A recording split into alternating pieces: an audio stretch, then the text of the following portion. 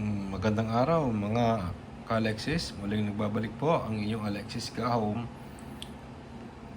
Sa ngayong araw, meron po tayo ditong tatalakayin regarding dito sa ito po ay tinatawag na petrified charcoal o uling na naging bato. Hindi po ito cola. Kasi mapasabi ko tong uling na naging bato, magaan lang siya pero solid talaga siya. Mapansin mo na ang mga texture niya na dati siyang kahoy, yung naging uling tapos naging bato. Tagal sa ilang daang taong bago ito nabuo, bago maging bato na uling ito eh. Ang ganda niya mga ka-Alexis, oh.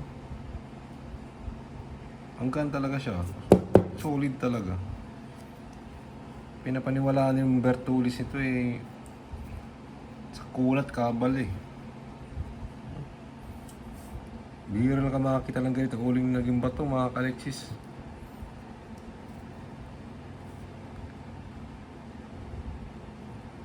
Kita mo talaga yung pagiging kahoy niya dati, oh. Yung texture niya.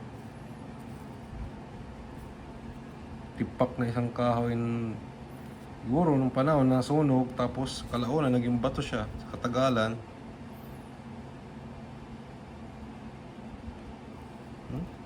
Solid.